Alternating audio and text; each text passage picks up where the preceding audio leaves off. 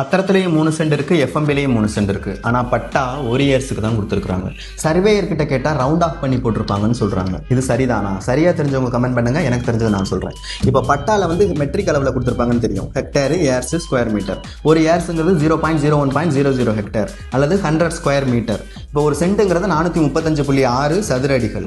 இப்போ 3 சென்ட்டுக்கு 3 × 436 போட்டோம்னா 1308 சதுரடி டிவைடட் பை 10.764 121.5 சதுர மீட்டர். அப்போது 1.21 இயர்ஸ் ஆகுது பட்டால வந்திருக்கணும். இப்போ இந்த 2016க்கு முன்னாடி கொடுத்த பெரும்பாலான பட்டாக்கள் பார்த்தீங்கன்னா ரவுண்ட் ஆஃப் பண்ணி தான் போட்டிருப்பாங்க. இப்போ 1.25 இயர்ஸுக்கும் கம்மியாக இருந்துச்சுன்னா 1 இயர்ஸுக்கும், 1.25 இயர்ஸுக்கும் அதிகமாக இருந்துச்சுன்னா 1.5 இயர்ஸுக்கும் பட்டா கொடுத்துறது. இதனால் என்ன ஆகுது? 3 சென்ட் இடம் வாங்கினவங்களுக்கு 2.5 சென்ட்டுக்கும், 3.25 சென்ட் இடம் வாங்கினவங்களுக்கு 3.25 சென்ட்டுக்கும் பட்டா போயிருது.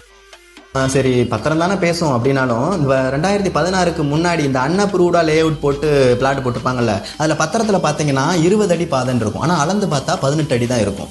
இப்போ அவங்க பத்திரப்படி பட்டாவுக்கு அப்ரோச் பண்ணும்போது பக்கத்து இடத்துக்காரவங்க பட்டா மாற்றாமல் பராமரிக்காமல் இருக்கிற பட்சத்தில் அவங்க இடத்துல 2 அடி சேர்த்து இவங்களுக்கு பட்டா கொடுக்க வாய்ப்பு இருக்குது.